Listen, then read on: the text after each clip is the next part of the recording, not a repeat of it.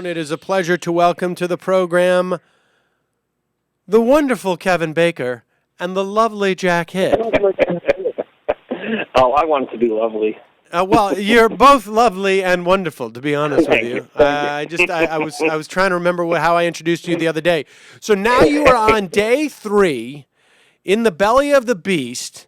Jack, I want to talk to you a little bit about that piece about the USA thing, but I want to give me a sense of what's been going on. What was the highlight last night? The enormous lies of Paul Ryan, or just his soft and supple blue eyes? Kevin? Yeah, the lies were almost incessant, and they were really imaginative.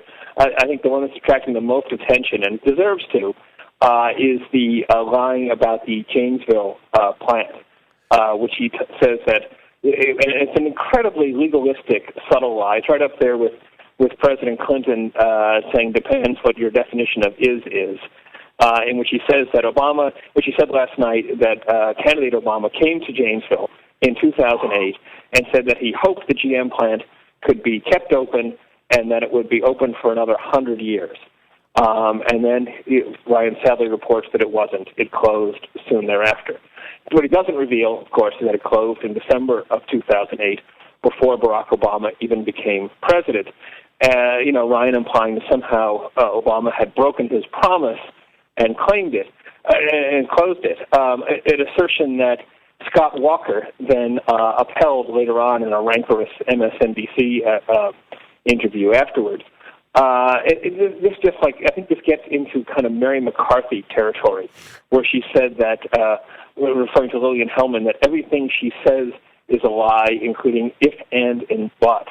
And here's the case in which you have Ryan not even lying in making out that the word hope equals promise, not to mention a promise that Barack Obama could have done something about before he was president.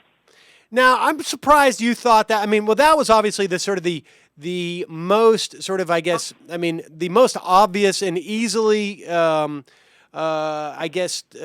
confronted lie. I mean, you could literally just Google, when did this plant close? He wasn't president at the time. And he also, I should add, was not a GM official. So he really had no ability whatsoever to do that. But I thought you were going to say, Kevin, and Jack, I want to hear you weigh in on this, that the biggest lie of the evening was essentially that he just fundamentally, it seemed to me, ran away from every principle. I mean, he ran away from Paul Ryan, it seemed to me. I mean, there was nothing. He was defending, protecting Medicare, when in fact, we all know that his Medicare plan would leave seniors with basically a bill for $6,500 in best case scenario to get the insurance that they have now under Medicare. I mean, I thought that was the most sort of, like, he fundamentally, he didn't even make a conservative argument for his own ticket. Sam, he did what Mitt Romney has done. I mean, in a sense, he's learned at the feet of the master. So the Paul Ryan of the 2000s was the Paul Ryan who, funded both of the wars on a credit card, who funded Bush's,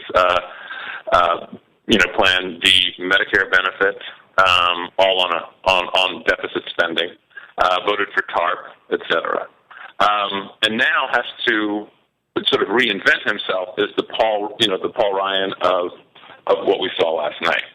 So, like, all of that history was not only erased, but even some of it, which was astonishing, like when you said that, Obama walked away from the Bowles-Simpson finding, but so did Paul Ryan, who voted against it, right? Or who charges that Obama's cutting $716 billion out of Medicare, an idea that he himself included in his own budget plan. To me, actually, what was amazing, the evening was astonishing, but this morning, to me, is even more astonishing, because you cannot find an account of Ryan's speech in today's media, including Fox News, that doesn't go through all of the distortions and hypocrisies in it. Right? There's even an item on Fox News' front page about all of Ryan's Wow. The New York Times has one. Gawker has one. The New Republic. The New Yorker has a piece this morning. Everyone. CNN. Last night after the thing, we came back here and flipped through all the channels. That's all anyone was talking about. Well, not to be fair, CNN, I think, I have the quote from Erin Burnett. Yeah, there was some, I think she said, let's see, wait a second. I have that here. She said, let me just say, Erin Burnett said, there will be issues with some of the facts, but it motivated people. Right. Well, motivational lies. I love that. I actually agree with that. I agree with that, Sam. I was being there. Let me tell you something. Ryan, Condoleezza Rice, and Huckabee all lit up the room. So the performance quality is fantastic. There's no question about that. What they said, that's another matter. But what was interesting to me is that after 5 or so years of certain media critics haranguing the mainstream press for not, announcing what the truth of verifiable facts are. Did the plant close under Obama or not? Well, it closed in December of 2008. So no, not under Obama.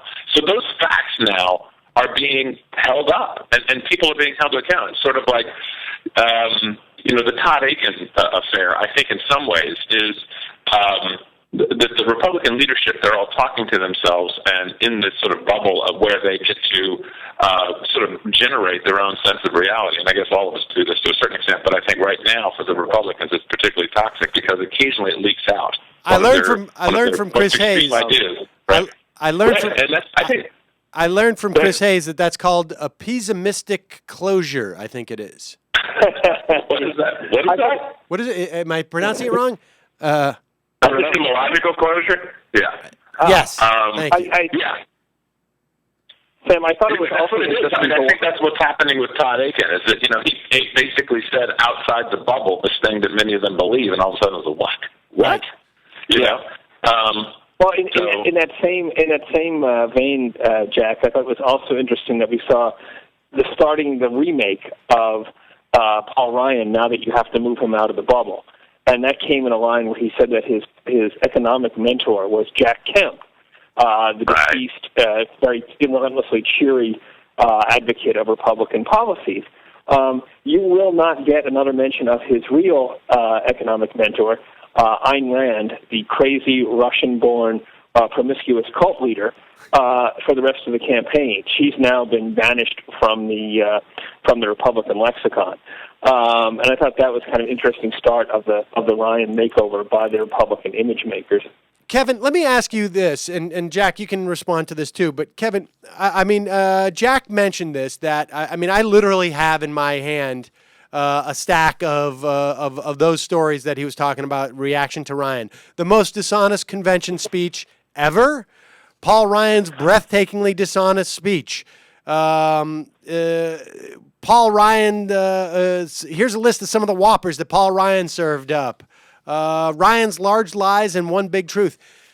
And it goes on and on. But now, has there ever been, in your estimation, Kevin, now I know that you haven't been to every single convention in the history of the country, but has there ever been a nominee who came up, and it's one thing to sort of soften the edges of your program, but it seems to me that if you took out those lies, the only thing that you'd have left on that stage was basically a sort of a non-ideological, almost liberal progressive, to the extent that there was any ideology there, progressive sort of like general map of where we should head, and again, a couple of blue eyes.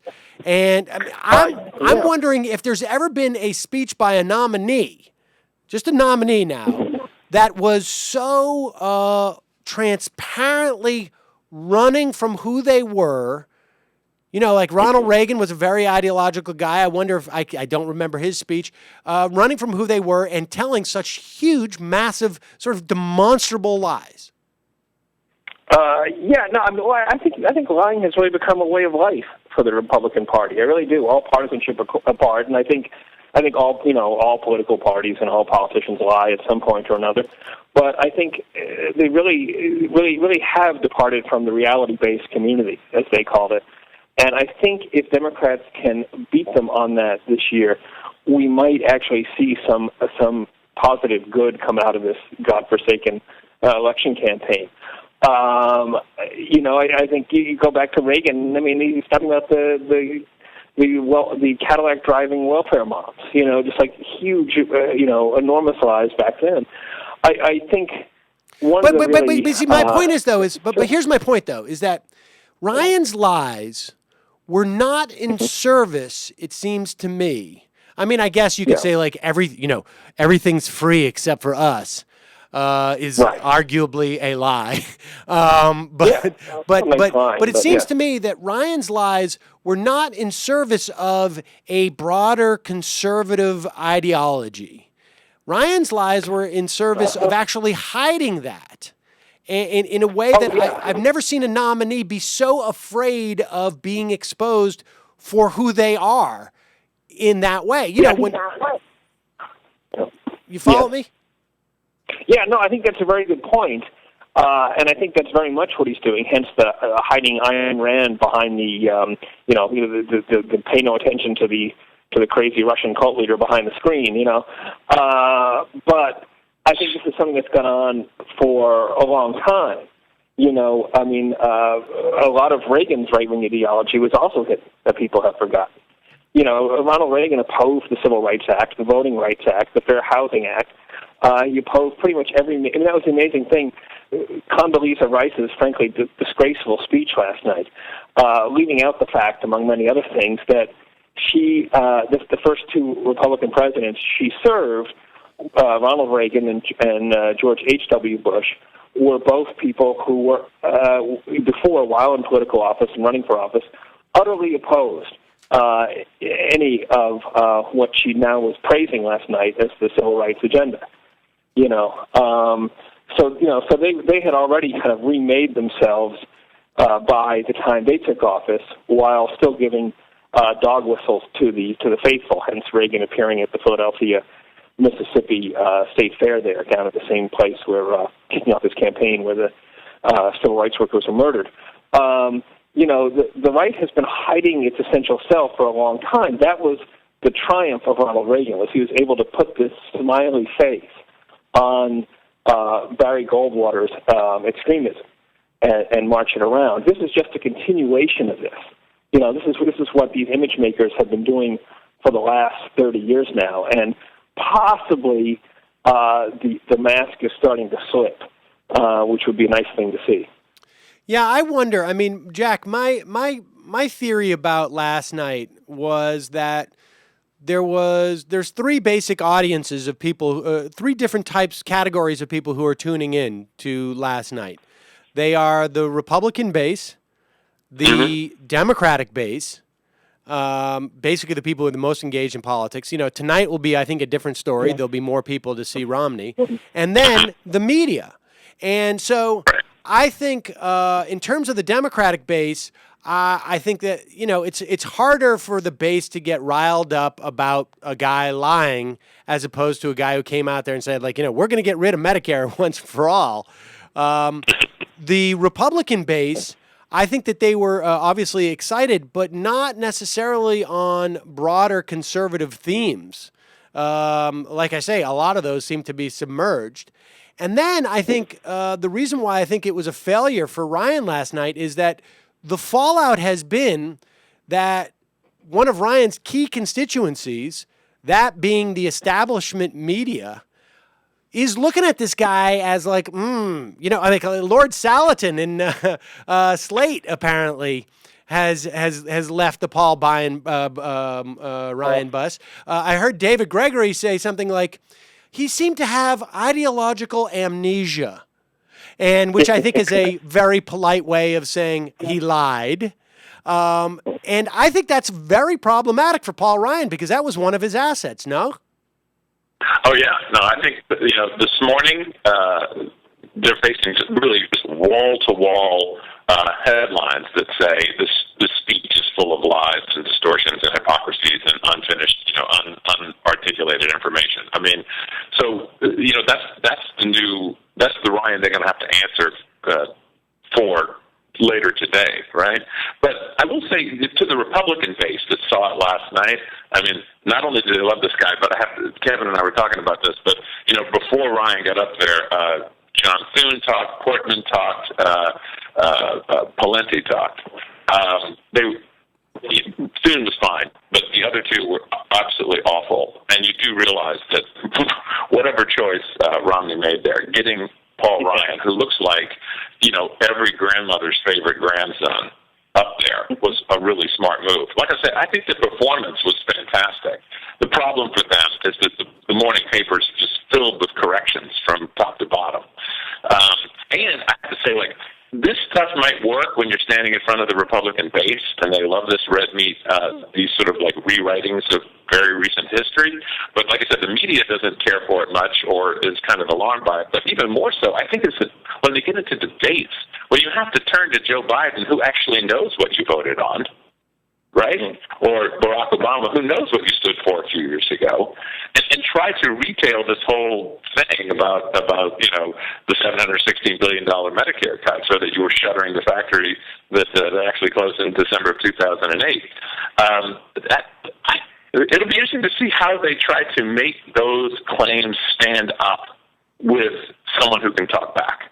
Right now, it's still pure television, with red meat to the base. But at some point they have to start to answer to other people, and that's going to happen in the debates. And I think most importantly, I think even more important than the fact that people can read in the newspaper that Paul Ryan is lying is that the media is writing it. Because that's how all of this is going to be mediated when we go into the debate, right? If the media believes that they're lies and is waiting for Joe Biden to say to Paul Ryan, hey, wait a second, buddy, you voted X, Y, and Z. You did this and that. Then I think the media is sort of primed and ready to report that story in a way that we haven't seen in the past. Now, Kevin, I want to just... Go ahead. Okay. Go ahead, John. I just want to add one last thing. I think two things that one is that the media's changed, but the other thing is that I think the whole sense of what they can get away with, what Republicans feel like they can get away with in terms of these distortions, has really shifted so far into an alternate reality that the media has to respond now. I think only a year ago they might have said people have different opinions, but now they're not just saying things like all welfare recipients drive Cadillacs, which is kind of an unverifiable thing, but they're actually using dates and times, simple truths that can be easily fact-checked and aren't really matters of opinion or interpretation. Right. So to move into that zone, which is a very dangerous place to be. Like I said, that can all be refuted when something closed, what your vote was in 2007, those things can be checked. And now the media feels like they have to. Everybody now is, I saw Chuck Todd taking on, was it Terry Branstad or, somebody like that? Mainstream media people said, I have to stop you here. I have fact-checked that. That's not true. Yeah. And that didn't happen a year ago. This didn't happen. I think that's a very good point, yeah. I think that's going to be the challenge for Biden, who dealt with a very difficult challenge with Palin, somebody who he had to take down without appearing patronizing to. And he did it very well. He's going to have to paint the choir boy, Paul Ryan, as being really Eddie Haskell, as being another type we're familiar with. Not the sincere good boy, but the guy who's lies to the adults, the choir boy who goes around and steals from the collection box. Right. That's and drinks the sacramental wine, when the priest isn't looking. He's gonna have to try to paint him like that. And Ryan has left himself open to that with things like the Janesville lie and the Medicare lie. He's lying so blatantly, as Jack says, and with such specificity that he could get hammered by that in the but Democrats are going to have to go after him. He's not like Palin. He's a pro. He's very good at what he does, and they're going to have to go at him from moment one and nail the lies to him. Yeah, and it's going to be interesting to see too if this really does turn into a battle between the Democrats and Ryan. I mean, because Romney, I don't know. What do you say about that guy? You just let him talk essentially and just wait. Is really all you need to do to deal with Romney. It's going to be interesting to see if going after Ryan is going to sort of make the Democrats take a more definitive position on Medicare and Social Security, but that's a different story. Kevin, let me ask you this, and Jack as well. You guys have been to a lot of these conventions, and we had this conversation in the office, and I've been feeling this, but I'm so biased and jaded and got a chest cold, so I don't know. But is this convention? It seems to me. And I don't know why exactly. It just seems smaller. Like there's a quality about this that just seems not to have the gravity. And I don't know if it's because we've seen Mitt Romney now for what feels like an eternity running for. I mean, honestly, this guy. I feel like I've been seeing Mitt Romney now. Maybe it was because I'm from Massachusetts, and I feel like Mitt Romney's been running forever. It's completely anticlimactic. Maybe because Ryan was picked a couple of weeks ago, and we've seen this guy in the House so much, but it just seems. Everything seems just sort of smaller. The level of excitement, the drama, the stage. Maybe it's the camera angles there, but it just seems smaller. Does it have that feel to you, or is that maybe just something that I'm sort of projecting on this? Yeah, I would say. Let me just. Can I just throw in something there? Because I think I said long ago that the presidency is sort of like this giant sort of machine that we plug this one man into every 4 to 8 years, and that the machine sort of operates according to like this guy's kind of personality, right? So the Clinton White House was very chaotic and confused. Obama's White House, whatever your cliches are about his personality, but it's true also of the convention. That it all really revolves around the main guy, and the fact is, Republicans don't really love Mitt Romney. They never have. They told us all the way through the primary that they don't love him. They kept voting for everybody, including like Donald Trump and Herman Keane for a while. We're leading the pack. They don't like him really. Deep down, they don't. And I think that's one of the problems for Mitt tonight is that they do love Paul Ryan. That was clear from last night's reaction. And tonight, you're going to have lots of standing ovations and whatnot. But the heart of it is not there because Mitt doesn't have that capacity to sort of project all of that energy the way so many Bush had that. I mean, he could make the room shake, right? Mitt can't do that. If you saw him the other night when he was sitting there, kind of oddly not smiling during Chris Christie's speech. It was kind of nerve-wracking to watch him because he was so clearly uncomfortable where he was. He was being outshone by not only his wife but by the governor of New Jersey, right? And tonight he's got to get up there having been outshone by his vice presidential candidate. At least Ryan mentioned him. Chris Christie was just like, hey, I don't know if you can hear us, but that Mitt Romney, what a douche, huh? Oh, there he is. Yeah. Sorry. It was amazing to see how self-interested Christie's speech was. Yeah, I would say there's notably less enthusiasm than before. And one group I was watching, particularly with the Texans, who are very easy to watch because they are actually color coordinating for the convention. They actually appear every day like a little pep squad. Really, they wear different color shirts that are all the same. First day they had on like red and blue shirts with white stars. Yesterday they had the kind of like steel blue shirts on, and of course the cowboy hats, the plastic cowboy hats. And so you can see them very readily. And I don't know if it was just the absence of a bush on the ticket or what, but yesterday they sat on their hands for most of the speechifying. They got up a little bit for Condé and they got up for some for Ryan, but they are not at all into this. And they're really like the red meat Republicans. I mean, in the 2004 convention, they were just ebullient. They all put on these little Band-Aids with hearts drawn in on them to make fun of John Kerry's Purple Heart. Because why honor a man who actually served this country as opposed to going AWOL? But in any case, these people are not, not excited going into the convention. It'll be interesting to see if they show up today wearing all black.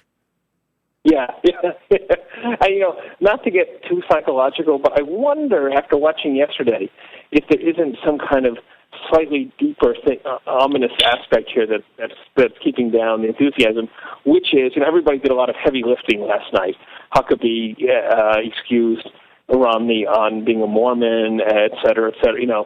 Ryan lifted him, But, you also had McCain and Condi Rice making what I thought were really ominous speeches about America and the role and how we're not fighting enough wars, America's role in the world, how we're not fighting enough wars.